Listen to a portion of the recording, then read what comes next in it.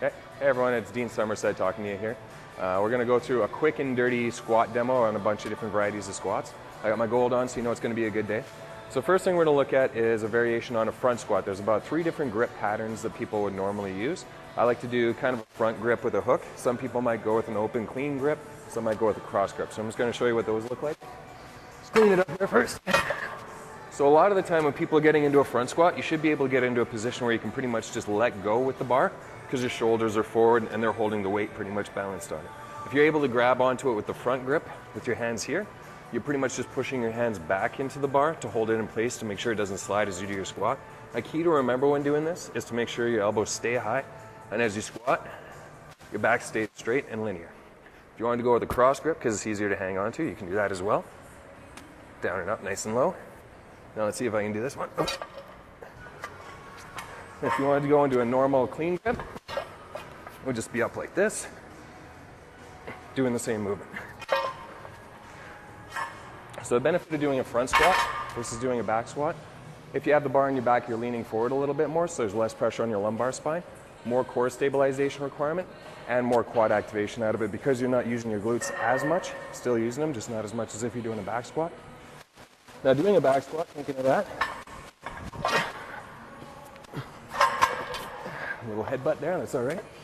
Right on top of the bar with the high shoulders. Make sure it's right on top of the meat of the chaps. Shrug your shoulders up to get as much bar contact with your shoulders as possible.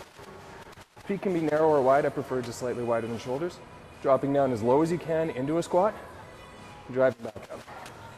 If you need to reposition your feet so you can get lower, definitely do so. Most people will squat deeper with their toes slightly turned out than with them straight line. So this is a high bar squat.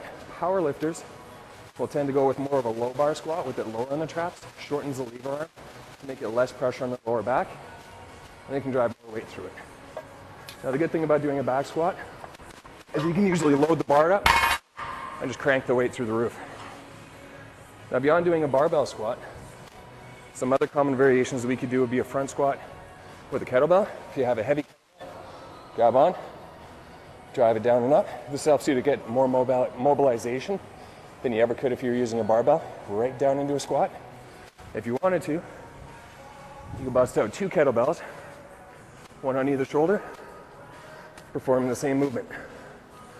Now the good thing about doing a kettlebell squat like this, or any barbell squat, is that as the weight gets above your center of gravity, you have more core stabilization requirement.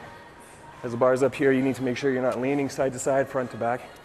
If the weights are down by your side, there's a tendency to slouch, go into kyphosis, and really arch your back and make sure that your core isn't working that well. By having the bar up high, it makes you work a lot harder through your core, and you get more out. So that's it for today. Hopefully you guys found this enjoyable, and I'm signing out. Good.